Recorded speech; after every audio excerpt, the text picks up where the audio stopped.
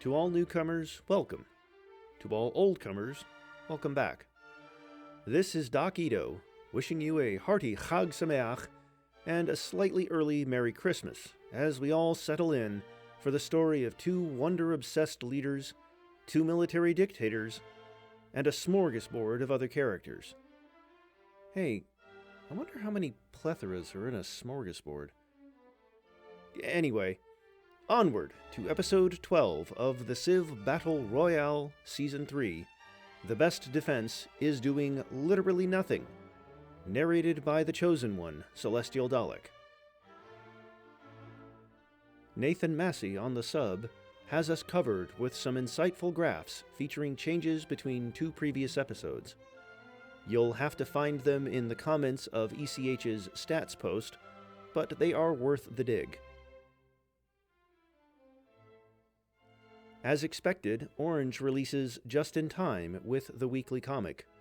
This week, she reminds us that the Duck Dynasty is in trouble, and perhaps should not be playing games like Duck Duck Goose with the Kree around. Thank you to these esteemed patrons for supporting the running of Civ Battle Royale. I still don't know why Lax is funding making her own computer, but maybe her money goes to keeping the Tuvalu domain registration up. I'm not the financial manager here. For a change, we want to highlight this week's biggest loser in the ranking, which is Massagette. Tamiris was looking fine and dandy, being able to reunite her core empire, but the short-lived joint effort with Tuva now looks to spell disaster for her continued reign. You know, it's funny, I was listening to Dan Carlin's Hardcore History podcast the other day, and he was actually talking about some of the badassery that's attributed to the real-life Tamiris and the Massagette. It was kind of neat. Yes, I'm a nerd. We start off the games with Muisca continuing their attack on Ba'u through the forest. Their composite Ba'umen are trekking through the forest, but Kayapo has the advantage in tech. On the outskirts of the fighting, an unlikely ally comes to help the Muisca. Scrooge McDuck has been tirelessly giving money to troops to afford rations, as well as terrifying the residents of Ba'u with horrendously bad singing. To get you in the Christmas mood, as well as give out more rations for the brave soldiers, you can listen to his nephew's debut CD here. We pan barely southwards to watch a feeble war grind into nothing. As expected, the war between the Inca and Chile has been stopped by the hilly and mountainous terrain. Chile has advanced upon Quito, but adequate defenses should put them into a rout. Allende, however, thought ahead, and decided to build a large navy to bypass the mountains. Allende stopped thinking ahead when he realized that the cities he wants in this war aren't coastal. Corihuarachina may yet fall, though. Combining this with the last slide, you can really see how much the Kayapo have been focusing on their military. Quality over quantity, I suppose, but I can't help but feel as if they could put out a few more troops to cover their wars. They're not exactly vulnerable due to the jungle terrain, but come on, try harder. After the attack on Cavite El Viejo ended in an Indonesian victory, Olive Yang has decided not to pursue a costly attack on Malolos. The Philippines have defended their island with many ranged units, and while they did some damage, Kokang doesn't have an overwhelming force to take it. The Philippines are also desperately hoping they could take their second city back with one spearman who must trek through a one-tile mountain pass, occupied by a ranged unit. We'll see how their attempt goes. Central Asia has been a heavily militarized area for the game so far. The Tuvans, Gokturks, and Han have enacted heavy conscription amongst their populations, to varying effects in their wars. As usual, Kocho is around in the center of all of it, and not in the positive sense. They seem to keep surviving constant assaults and taking his turn on the Who Can Kill Kocho challenge Wu is sending forces in to capture Karakoja.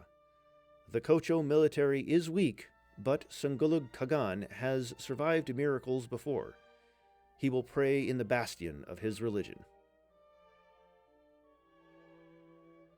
Tomyris recently decided to reverse the diplomatic move of giving away Oxus to the Permians by declaring war to take the undefended city back. Unfortunately for her, the tide has turned now that there is no Tuvan front. Ishkar is back in Permian hands, and the Permians are preparing for an actual conquest of Oxus. The power-hungry generals want it on their terms this time, not on Azike's terms. But Tomyris has a trick up her sleeve. You can see on the sidebar she has made peace on the critical Ugandan and Filipino fronts. This bodes well for the war. You can also see she has a second trick up her sleeve, as she has declared a military dictatorship over her citizens. Stay calm, she says. We need the troops. And if the Permians massacre our troops, we will satisfy the anarchists in our civilization. Due to their recent peace deal with the Philippines, we can look at Ming's corps. It looks like a typical corps for this part of Asia, as Yongle has invested in his military. Unfortunately, he forgot to invest in settlers, and he only has 4 cities to call a corps, with 2 more off-screen. He has 2 settlers out, but this won't close the gap between him and the upper echelon of civs. And he happens to border some of the upper echelon with the Han and Kokang. We can also see the embarrassing failure of Mori to the north, who took the military over migrants route and has failed to settle enough cities to fulfill their hype of being a bombastic naval civ. To their credit, they have some ships, and that's more navy than a landlocked civ. Up in the frigid wastelands of the north, we get to see another abject failure from Japan. What are the Ainu doing? Evidently, absolutely nothing. However, the Gokturks and Kwakwakuwaku are locked in a war to see who can taunt the Ainu by settling more cities than them closer to Satporopet. The Gokturks are winning. To give you an idea of how little Ainu is doing, they are actually at war with Kwakwakuwaku, but you might not have figured it out if I didn't tell you. The war between the Massagetæ and Permians continues to have residents of Oxus and Ishkar biting their nails to see who will rule over them next. While the Permians are on the verge of taking Oxus, Massagetæ is poised to take it back once that happens. A scout from Kwakwakuwaku waits nearby, seeing if he can tell Willy Seaweed to declare an opportunistic war and snipe a city. A Kievan scout lurks to do the same, and a trader from Vladimir wishes he could switch jobs and become a scout to take Ishkar. Tomyris also closes the crucial front with the Han to concentrate more forces on defense. Only a few miles away from the coast, a Wiradjuri settler finds himself unable to settle a city. Unfortunately for him, a Maori settler has settled another foothold on Australia. I've been seeing a lot of people hate on Wiradjuri, but I think they're in a good position. Their military is formidable, and the Maori have decided that their footholds don't really need defense. The citizens only want defense. Windradine has also seen the comments and made a few settlers because he felt sad about being bullied. You can see the one he sent towards the Maori foothold front and center, but down south he has another.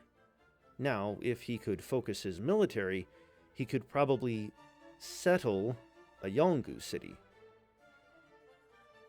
FDR is quickly leading the United States into the dead middle of the American civs. His military seems to not be fighting in Europe, but instead congregating around Chicago. Could they attack someone? That someone being the Arapaho? Maybe, but that someone could probably muster the forces to repel the attack. Roosevelt has also sent some settlers to Chicago to make new suburbs in the tundra. In commemoration of the new suburbs, he declares the Republic of the United States of America. When questioned by a reporter what the states were, he quickly fled the room to his retreat in Philadelphia. Bengal has decided to become a monarchy, breaking the expectations of the military, who hoped they would follow the path of the Massagethe and become a military dictatorship. "Can we please go invade Indonesia? They're close to us," asked the Darbanga naval base commander. "No," said the mayors of the cities that Bengal put right in the Indonesian core.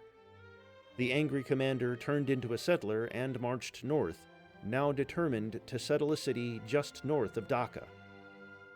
"How about Pandya?" the new commander of the base asked quickly, before being fired due to not seeing the mass of Pandya forces near Tirunelveli. Roosevelt sits in the White House, thinking about how to expand the empire. "We're called the Republic of the United States of America," he mused. "It's high time we break into the Spanish idea of America." Finally, Tiwanaku and Vilcabamba become a new part of the American plan to settle South America. Unfortunately for Roosevelt, nobody is happy, and the cities are now on fire. With Scrooge McDuck still overlooking the attack, Muisca is continuing their jungle attack on Bau. Kaipo is also continuing their policy of not defending Bau. Although I was optimistic, the chances of it staying in Kaipo's hands look bad. Rumors spread in Chad about Idris Deby scoffing after hearing the news that Massagethe's failing military established a military dictatorship. Shortly before riding into battle, he declared that his actually strong forces would take power. This is not a meaningless brag, because Deby has a very strong military. He also has quite a bit more: 3 settlers, a lot of population, and an indomitable spirit. It's a matter of time before he spends his efforts on attacking someone again. Hopefully not Uganda, because that would quickly become a meat grinder. Were you wondering how many reserves the Permians had? Well, here's your answer. If you are a fan of the Permians, you might want to look away, because their core is not defended very well. They have swordsmen to spare, which could be a decisive factor against Tomyris, but will they really be? I mean, come on. Vladimir could wipe the floor with the Permians if they got into a war, or Tuva if they wanted a second try, but not many other civs. Speaking of Tomyris, she has decided to close yet another front and made peace with the Bengali kingdom. If you were paying close attention, you would have seen that Kokang settled a new city in the middle of Asia the last time we looked at the Permian-Massagethe War. Oxus is still tantalizingly close to falling back into Permian hands and then flipping, but the Massagethe military looks just as tired as the Permians. Surely this would be a good time to declare a ceasefire. Speaking of a good time to declare a ceasefire, the Han forces have still not broken the defenses of Karakoja. At least some of Kocho's units are dying. "Hey, Michael Collins, you can't have Machu Picchu. That's Tupac's. How did you get it? How have the Irish developed the technology to steal mountains? When will the Irish get off their asses and start doing something interesting?" "Mr. Collins, stop running away. You need to answer these questions." This slide displays incompetence incarnate. Despite having a large navy, the Mori has seemingly only built ships in Suzuo. However, the North Korean navy is non-existent. Why couldn't Mori Motonari have built a navy from his capital and attacked the North Korean coast? Why does he only have spearmen? Why can't he just be competent for once in his life? You have a whole island to yourself. Settle it before the fucking Ainu. We can see where the Ming settle from slides ago is going. Probably to Japan. where they live in middle finger distance from Yoshida Koreyama. Shocking nobody, mountains mean meat grinders. The recent Kree assault on Kwakwakuaku is proving bloody, yet maybe successful? Tsaxis isn't losing health quickly, but it is definitely losing health, and Willy Seaweed is having a hard time with his military. This war is going to be a real slog for both sides, and it's hard to tell who's going to come out of it with Tsaxis. Oh, remember the Kree-Modoc War? Poundmaker doesn't either.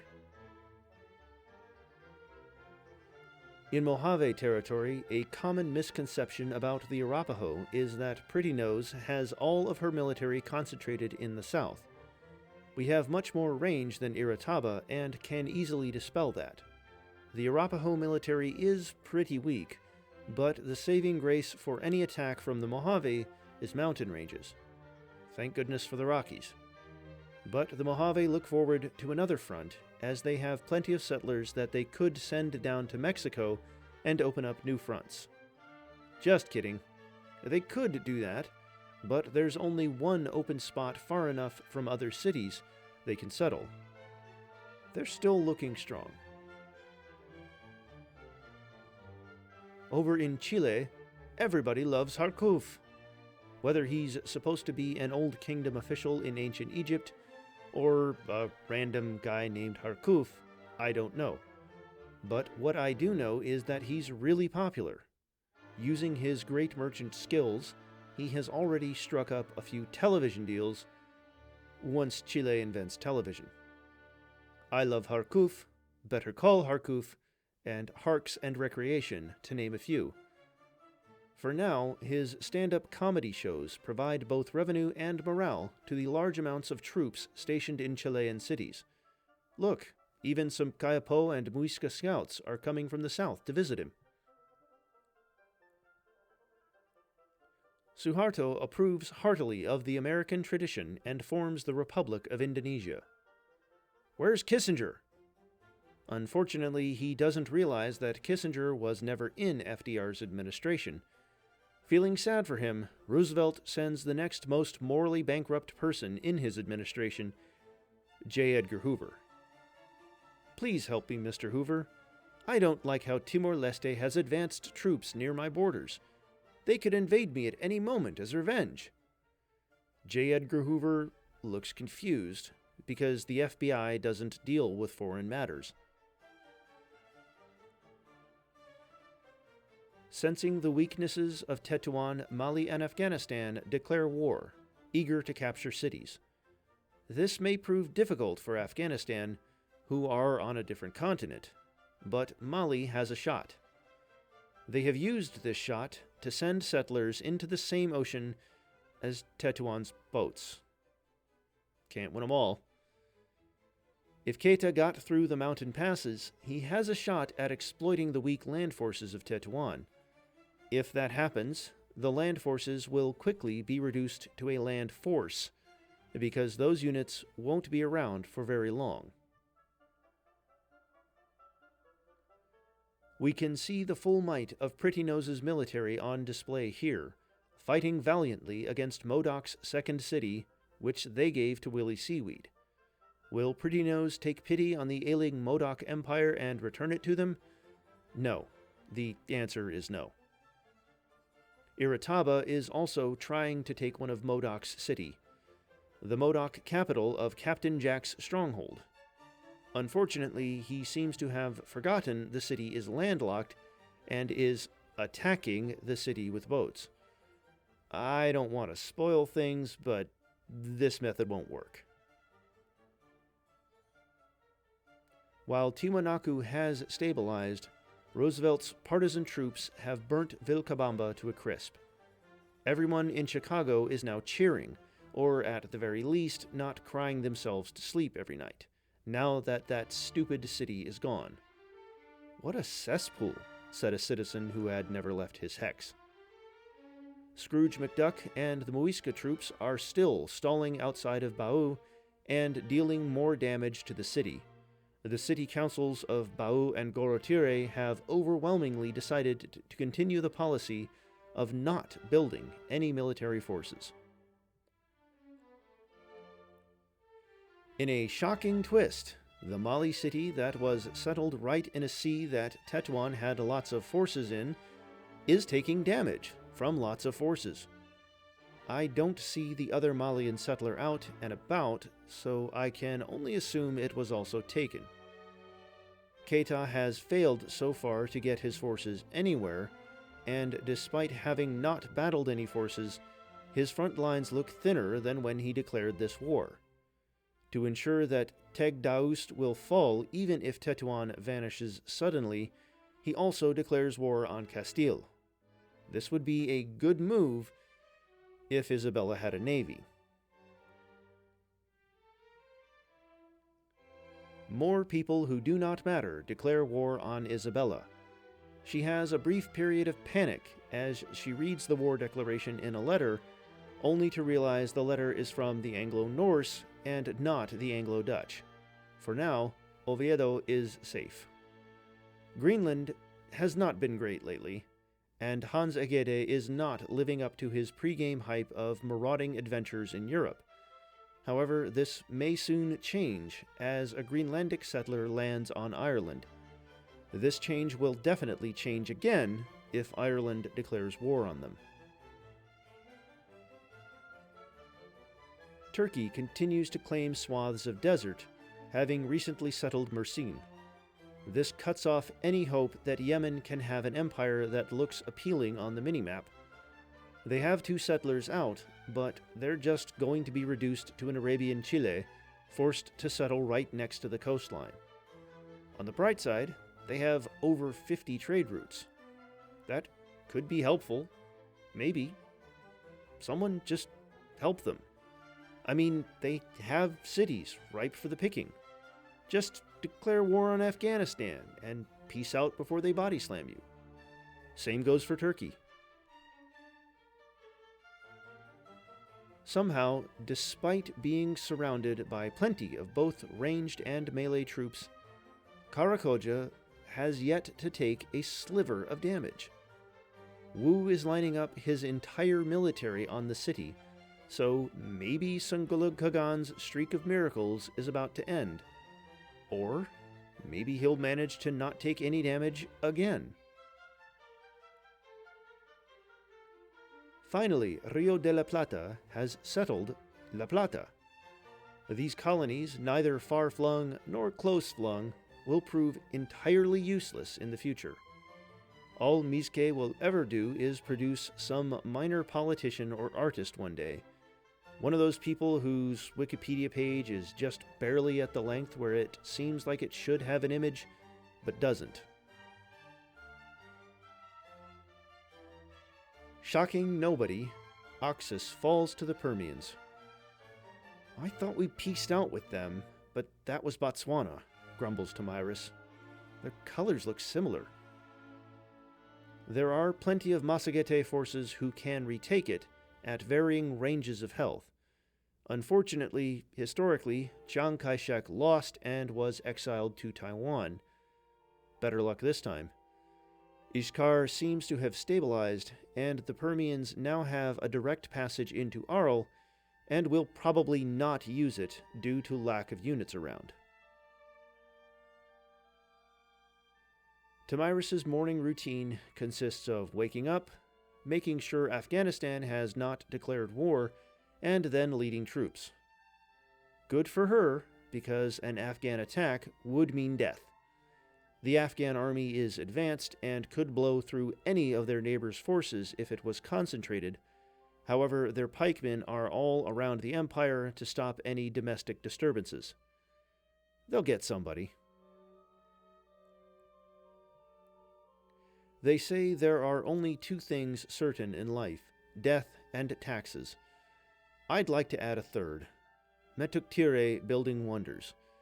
He gets more faith now. Good for him.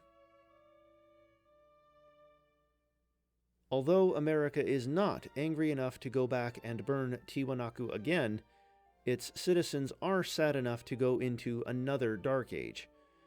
The only difference between this and the last slide we saw of them is the sidebar, as their units appear to have moved very little. My analysis remains the same. To remind you of the existential threat to European civs, you get a shot of some of Brandenburg's vast empire. They are intent on expanding even more and have sent 2 more settlers to claim land. Hey, slow down. You're big enough as is. In a Dublin speech, Michael Collins announces his intent to invade, right after we build another wonder. Or 2. Or 3. In the city of Tumebamba, leaders of remote Maori and Inca lands agree that no settles of the other side shall go beyond the 3 cities line they have set out, the Pukatampu Tumebamba Ingapirka and Pirongia Tokaani Watiwatihoe lines.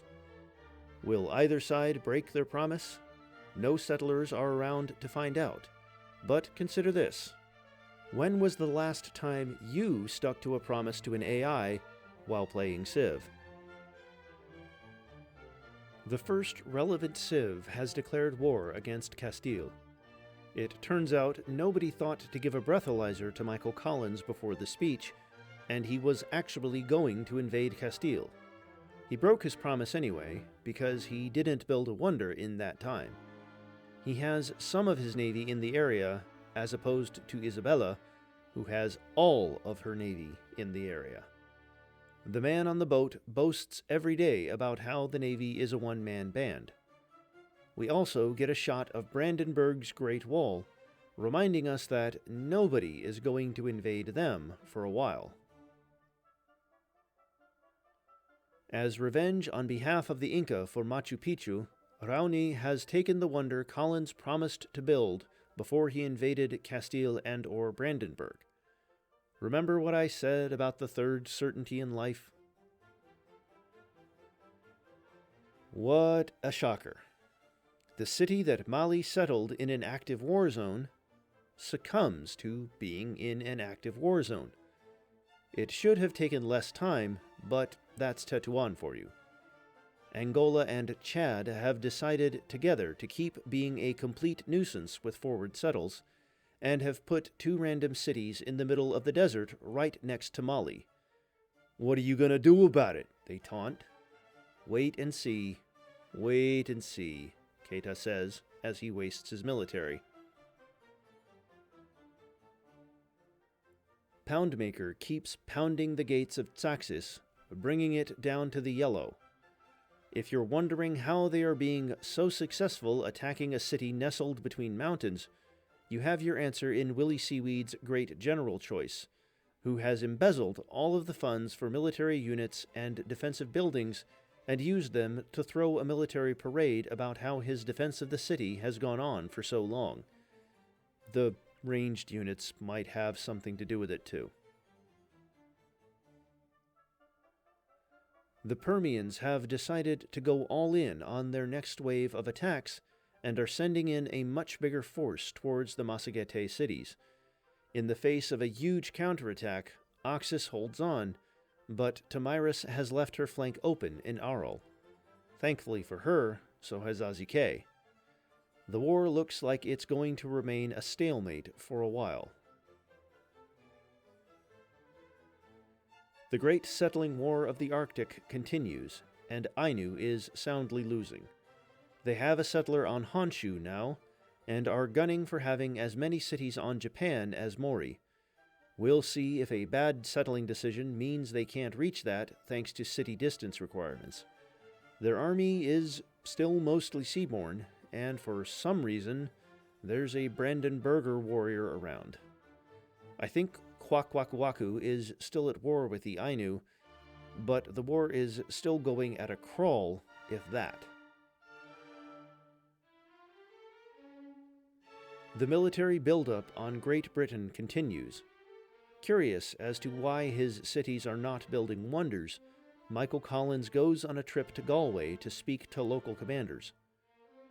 If our army is good enough, it's a wonder, right? Collins is pleased and returns to Dublin. What is not pleasing is the copious amounts of settlers Brandenburg is sending out into the sea, hopefully to be lost to the mighty Greenland Navy. Unfortunately, that is not realistic. Were you expecting Oxus to flip? If not, be honest, you were. The war continues to be a war of attrition, and the Massagetæ forces are beginning to be outnumbered. It's likely that more are going to die defending Oxus, and at some point they must wonder if it's really worth it. Oxus has been a Permian city for their entire life anyway.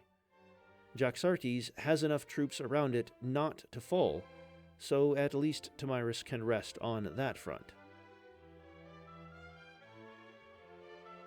We get to see the Permian reserves, which show us why the war is turning in Azike's favor. He has the production to produce reserves and send them to the front, and Tomyris does not. Thanks to his amazing military might, according to his speech, he immediately styles himself the Conqueror, which seems a bit ironic, given the fact that he's won 0 cities this war. Maybe the Permians are just living in the past. Wiradjuri and Yolngu decide to settle their differences and focus on the real enemy, their lack of settling. There is no reason that Windradyne should have done this badly in their war against such a low-ranking civ, but oh well. He has so many reserves sitting around Muti. Why weren't they at the front? How are you doing such a bad job of settling Australia when you go up against a civ from New Zealand? Anyway, damn, look at Timur's army. That's a civ I want to see invade Yolngu. Feeling threatened by all of their neighbors being actually powerful, Akhenaten declares Egypt to be a republic. Given the title of his capital, though, I get the feeling it's only a republic in name.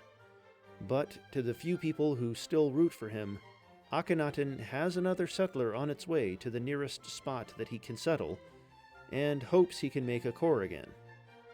Fat chance.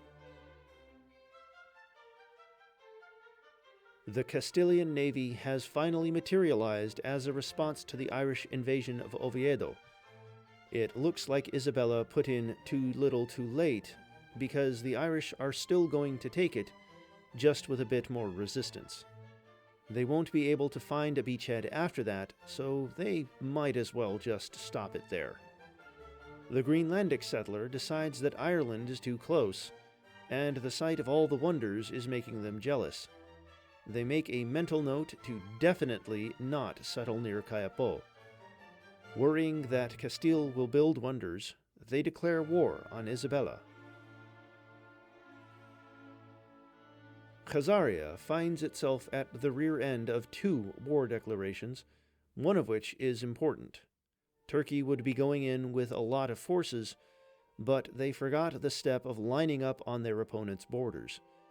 The citadel should make invading Samandar easy once troops arrive, but Tamantarkhan will survive. We also get a shot of Tomyris fighting a losing war against the Permians. Tomyris has put Permian forces into retreat around Oxus, but her defensive line on Jaxartes has been massacred. A steady line of Permian troops approaches. The Normans join the anti-Castile war, sending 1 horseman onto Iberia. The war would be relevant if it weren't for a Tetuan-shaped blot on the map with a flotilla of boats stopping progress. As is, the anti-Castilian alliance will need to be content with Oviedo. Also, look at the terrible border gore between Yugoslavia and the Normans. Actually, it's not terrible. It's great. Raoni Mektutire takes a wartime trip to Bau to see how the defense is holding up. Under the twanging sound of bows, he has a talk with the mayor. So, where's the funding I gave you for the military? The mayor looked nervously out the cafe window at the huge shrine in the center of the city. We're building pikemen. Pikemen. Localized entirely within this city? Yes. Can I see them? No. Rowney looked suspicious. Okay. Good job holding the city up. Here's your funding. He handed over a huge bag, clinking with coins. He left the city, all the while hearing screams. They must be overjoyed at our military might, he chuckled.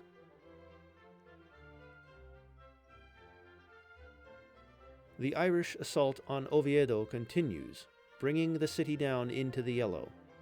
The Castilian navy has decided to split up, and are on the verge of being relegated back into non-existence. Isabella has another trick up her sleeve, though. She's sending a settler to launch a sneak attack on Dublin, striking right at the heart of Ireland. That is, if the undefended settler doesn't get sent to the bottom of the ocean on its way. Deep in the Pacific, a bunch of triremes of various nations congregate around islands in shallow waters. Their sailors experience the relaxing beach resorts, all while kokang boats gang up on Pandian ones. Mojave residents are unhappy with their state of life. Where can they go to experience tropical resorts, grow bananas, or overthrow a country to grow those bananas? The answer, Irataba decides, is Hawaii.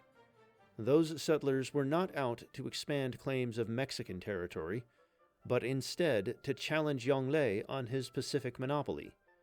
For safe passage, they even make peace with a landlocked nation to ensure their ships aren't sunk. Europe remains a land of three top nations, civs doomed for failure, and the Normans. One of the top nations, Yugoslavia, is trying to wreck one of the two Anglo-civs around, attacking Lundeburg. Unfortunately for the Anglo-Norse, Lindbergh is not around to make airplanes and fly them into Yugoslavian cities, but Tito's offense is stalling hard. Those pikemen could be very useful, but instead Tito has decided to use horsemen. This is still a leg up on Canute's spearmen and warriors, but to prove himself a contender on Brandenburg and Lithuania's level, he'll need to step up his game. Rio de la Plata and Chile finally decide to wake each other up, and after a heated argument at the bar, Allende declares war. San Martin's military is looking outdated, but that might just be my eye being drawn to their warrior. Tupiza is doomed bar a peace deal, but it looks like San Martin has the upper hand in the north. I'd call it a stalemate, since neither side has enough reserves around to take cities. If Allende pumps troops out, on the other hand, the war could quickly turn in his favor. Rowney takes another trip up to Bau, having heard that Scrooge McDuck is preparing another assault on the city. He has yet another lunch with the mayor, who shows off the city center. Cathar Prefect Rowney, I hope you're ready for the great tour of what we funded. I thought I just gave you money for the military. No, it's a regional expression. Rowney continued on the tour of the military facilities before stepping into the Bow Square. You know, that big mosque in the city looks an awful lot like the plans our architects drew up for wonder-making recently. Oh, no, it's an old family mosque. And this plaque calls it the Great Mosque of Djenné, despite the fact that it's obviously in Bau. The mayor paused. Excuse me for a moment. Finally, cracks in the defense of Karakoja are starting to show. The same cracks that a ceramic vase gets when you kick it. Kocho's last city is finally being overwhelmed, and all that can save them is a peace deal now that Han has solidified their grip around the city. Afghanistan has decided that if Pandya isn't using its lands wisely, why should they be allowed a grip on southern India? Just as a middle finger, Durrani settles Chagharan right in the middle of Pandya's empire, ensuring that in the event of war, they will start down a city. This is bad news for the 3 Pandya settlers visible here, who have decided to sulk and sit around instead of settling cities. The Tetuan offensive that Mali has been executing remains an abject failure in comparison to Keita's model offensive. His army has run aground in the Atlas Mountains, and he's still down a city. Tetuan is still a failure, even in comparison to its floundering neighbors, but at least they have a success to their name. Ataturk has remembered that he needed military forces to take the city right next to his borders, and brought in horsemen to take down Samandar. It should fall soon, especially considering Khazaria decided to embark their navy to mount a defense of a city that doesn't need defending. I mean, none of their neighbors could do it, and the Permians are occupied.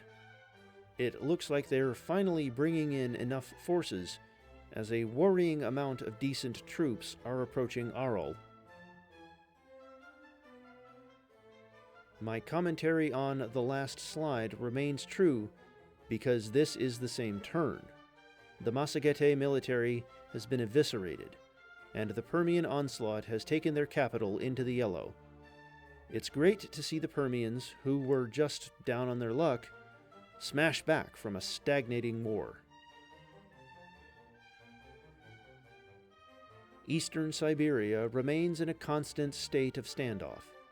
The empires of Han, Tuva, and the Gokturks are all looking at one another's lands with eager eyes, and although the Gokturks are the weakest in the PRs, they're still a force to be reckoned with, as evidenced by the Tuvan and Gokturks settler masses and the recent founding of Chenchian. Everyone in this triangle is actively settling and trying to expand their empire. Kocho does not count as part of the triangle because death is imminent. Due to anger at the mayor's widespread embezzlement, the defense of Bau has crumpled worse than before. The city is now in the yellow, and while it looks surrounded by ranged units, the triremes outside will likely deal the killing blow. Nemekwene is overjoyed about the wonders that are going to come into his empire, and less overjoyed about the corruption whoever is running the city had. After much naval skirmishing, Oviedo falls. The Castilian navy isn't as crushed as it might have been, but it's close, having been cornered just off the Isles. Unfortunately for Isabella's chances of retaking it, the Anglo-Dutch are in the way to get to the city, so her forces must go through the Bay of Biscay to retake it, where the Irish navy will lurk. Greenland has decided to run away from the skirmishes and stop Brandenburg from settling their islands. Look at me. I'm still relevant, right? I'm an African powerhouse. Soretse Khama's words are falling on deaf ears, if any at all. Although he has settled a fourth city, he's stuck between the Zulu and Angola. While he isn't in imminent danger from the Zulu, any war would prove itself a meat grinder, and Angola is dangerous. The biggest problem is they are outclassed by a mile by the Zulu anyway, and they're still a middle-of-the-pack civ. At least they're alive. After a hard-fought war, Poundmaker finally breaks through and takes Zaxis, immediately setting it ablaze. It may flip, and I doubt they'll be able to get to Willy Seaweed's capital, but it's the same terrain, and I thought that about Zaxis earlier. Now it's on fire. The ranged forces that did so much work seem to have decided to ditch their bows for horses as well, and there are swarms of Kree horsemen all around. All I can say is that Kwak-Waku-Waku isn't at their peak. Yosef Tito, having received reports about the Egyptian settler looking to found a new city, has decided to declare war on Egypt to keep them in blissful city-statehood. Outside of Pristina, the Yugoslavian colony in the Sahara, there is an Egyptian composite bowman, but that shouldn't prove a problem for Yugoslavia, given that it is literally the only unit Egypt has within an 8-tile radius.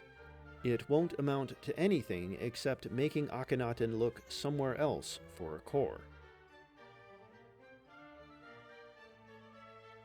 Despite having overwhelming forces, the Permians decide to end their long and deadly war with the Massagetae.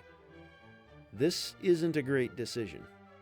Jaxartes was on the verge of death, Oxus was probably going to flip again, and the sea of forces around Arles had dried up. This marks the first war between Tomyris and Azuke, where Tomyris did not give Oxus away. You can barely see on the right side of the screen that Ataturk's attack on Khazaria is chipping away at the city's strength. Predictably, although nothing on the main front has taken damage, the Chilean exclave of Tupiza falls into the yellow. Although Jujuy has yet to take damage, a small Chilean fleet readies itself for combat outside its borders. Rio de la Plata has a much larger fleet, which they could use to throw a spanner in the works of Chile's plan, but I think the war won't be long-lived enough for that. It might, though. Citizens of the sprawling Han Empire have both good news and bad news awaiting in their mailbox. The good news is that residents can now flock to Zhuoxian for their vacations, and the bad news is that despite being in the red, Wu's great military genius has surrounded it with ranged units. There are melee units in sight to pick up a new city for the Empire, but they'll take a turn or two to arrive, a turn or two wasted. Avimota also exists because the Mojave incorrectly thought they were settling a pocket dimension of the Sonoran Desert, and they forgot to build any military units to protect it. It's a sitting duck. Two pikemen who decided to take a vacation and stop defending Bau sit outside Cremoro. Unfortunately for them, they were kidnapped by the mayor of Bau, who fled the city as it was being attacked, and forced to work on Angkor Wat. Now that they have completed their handiwork, they can go back to doing what the Kayapo military has been doing recently. Jack shit. Willy Seaweed returns to save Tsaxis from burning, taking it back thanks to the help of his fleet and his scout replacement? Got it. If you forgot the Modoc-Kree War was still going on, some damaged troops in the southeast of this slide are here to remind you that they are still at war. The attack at Tiguashti has mostly retreated, and it'd be wise for the Kree not to lose too many troops attacking it. On the other hand, they are in no danger of Arapaho's military attacking them, so go ham.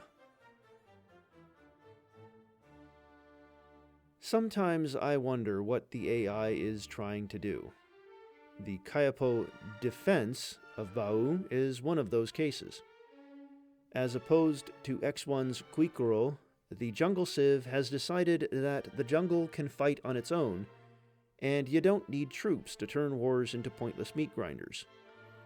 Bau is all but fallen, and although no units are in immediate range to take it, they'll get there soon enough.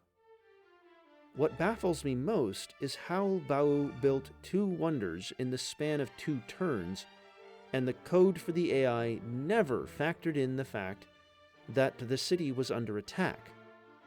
Come on, Rowney. 45 population doesn't make you win automatically. You need a military for that. Vermont and Greenland sign a white peace in a war everyone except for a very devoted composite bowman forgot was going on. Even though there was little to no action, this one Windsor citizen has been sitting on his hill, firing his bow over 70 miles towards Holsteinsborg. The dedication is admirable, even if they were trying to hurt Greenland. Turkey continues to smother the dreams of Yemen's citizens, from ruining the dream of a Yemeni Arabia to turning them into an Arabian Chile. They've cut off all of Yemen's expansion paths. What they can't cut off is the sprawling trade economy in Yemen, as I count 20 of their traders in this shot alone. Now they just need to figure out how to buy military units, how to buy cities, and how to buy happiness. Allende continues the Chilean-Argentinian unification war, taking Tupiza and knocking at the walls of Jujuy. However, San Martin just remembered he has a navy and is poised to flip Tupiza. Allende did not remember San Martin had a navy and didn't bring reinforcements to reflip it. You can barely see up north, but Allende has made progress into Platané's lands, despite having not done damage to any cities. Due to the fact that we last saw Tsaxis in Kwakwakuaku's hands, we can infer from the notification at the top of the screen that it flipped to Poundmaker and back again. Willy Seaweed is encountering better luck in the south with Agawesh. Although Pretty Nose has forces to attack, which is probably her entire military, it's still not enough to take it for now. If she tried harder, it could fall, but that doesn't look like it'll happen. Mojave is banging their head into a wall, trying to take Captain Jack's stronghold, once again forgetting that it is not a naval city. Captain Jack sure is holding strong. The Zulu settled Nodwengu up on a one-tile island, which begs the question as to why they didn't use the settler that made it to settle where Botswana put their recent city. Uganda is still slugging with Kilwa over Mbarara, and I can't help but feel like they should just cut their losses because Kilwa can just effortlessly flip it each time. What a waste of military. To help flipping Mbarara, Kilwa has made 2 carracks outside of Sofala. From what I've seen, only Afghanistan also has carracks, so this will prove invaluable for the Kilwan war efforts. Although Han forces should have taken Karakoja by now, there's something that has sowed much discomfort in the armed forces. For some reason, Guangwu, a Western Han general, has popped up in Gokturk lands, and almost everybody nearby living in Chengdu is very mad. Wu has declined to comment on the resemblance, as well as stating, well, his title says he's Guangwu of Han, not Western Han. Come to Papa. Confirming what the notification said, Tsaxis has indeed flipped back to Kwakwakuaku control for now. It's damaged and surrounded, so the flip won't last.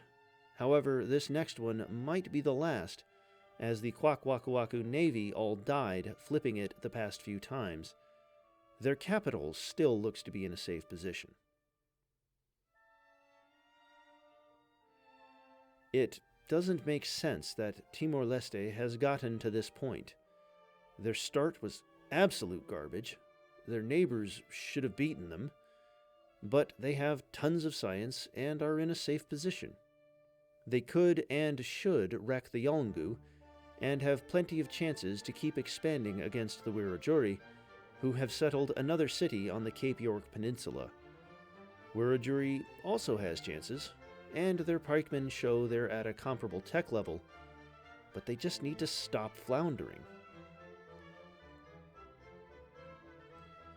Wiradjuri founds another city on the same turn, in Tasmia, which makes a line that may make reinforcing Maori cities difficult. The Maori feel challenged and are currently sneaking a settler past enemy lines while there's still a gap there. For Maori's settling craze, they still should settle on the very bottom of South Island. Jujuy falls to Chile, cementing Allende's grip on Patagonia. While Tupiza will flip, it looks like San Martin can't keep up a flipping cycle for very long, but Allende's navy will be stopped at Maipo. Looking up north, we see a different story. San Martin is slowly foundering. His decent carpet is nowhere to be seen, Tucumán is being surrounded, and worst of all, Allende is bringing troops north from Rancagua and Concepcion. Tupiza is an extra city anyway, but the Platenés core is the main objective for Chileans. It's a good thing horses don't have emotions. A lone Han horse, unfazed by the shock of Guangwu of Han being a Gokturk soldier, has wandered into Karakoja. The frightened citizens, including Sugulug Kagan, are bowing down to their new horse overlord. The horse plans to host military parades in the city once the news reaches Wu, the Han one, not Guangwu, and retire to a life of eating hay. Kocho never played well this game. They sent their starting settler up to Siberia, and then used their position in the mountains to hide from the consequences of their actions as long as they could. It finally caught up to them in the end, but at least they didn't play as badly as the Comanche. Oviedo has settled firmly in Irish hands, as Collins has sunk the Castilian navy before hauling it to a museum and hailing it as Ireland's eighth wonder. He's hardly faced difficulties fighting this war so far, and sank a lot of the embarked troops Isabella decided to send out. Rumors in Dublin say that Collins is going to find another orange sieve to declare war on. Yolngu citizens are unstirred by this news. Finally, thanks to the hubris of Raoni military is useless Metuktire, Bau has fallen. Also a major factor was the tireless generosity of Scrooge McDuck. The Muisca are rearing for an attack on Gorotire, and taking it would be devastating, but it has even better defenses by virtue of being landlocked. Kaipo does not have better defenses because they are building wonders instead of doing anything useful. Indonesia continues to settle sensible locations, finally surrounding Bengal's random settle on Java entirely with Semarang. Although their stats aren't great, their unique ability is very powerful and almost certainly helped them take out Cavite el Viejo. If they could tech up like Kilwy's doing, they could become a regional powerhouse, tantamount to Timor. Cambodia and the Philippines, on the other hand, are going to be the regional punching bags for a while. That's a poor analogy because punching bags are built to last for multiple punches. Cambodia and the Philippines are more like a bag filled with C4. Turkey continues chowing down on Samandar, bringing it into the red where it can be taken next turn. This is still evident, so we turn to the northeast again, where the Permians and Massagette are licking their wounds and readying for a future round 2. Azike is making bombastic speeches about how Oxus contains mostly Permian citizens, even though he is wrong, and Tamiris is staying in her palace and going full throttle on producing units to not die. We end with a shot of two rather barren cores, those of the Cree and the Arapaho. Both of them have shifted their military to active fronts, leaving their flat underbellies open. However, Pretty Nose could take a chunk out of Poundmaker right now, because she isn't even trying to fight Willy Seaweed. Out of the two, I definitely favor the Kree right now, due to them having a military. Unfortunately, they just fell into a dark age. But peace is on the continent, unless you are Willy Seaweed, and I hope peace is upon you for the holiday season. I had fun narrating this episode, and I hope you enjoyed listening. Have fun vacations, and wallow in there not being an episode next week. Until next time I narrate. And so ends our tale for tonight. Farewell from the clinic here in the scrapyard. Until next year. Go on. I mean it. Shoo. Now you're just making it weird.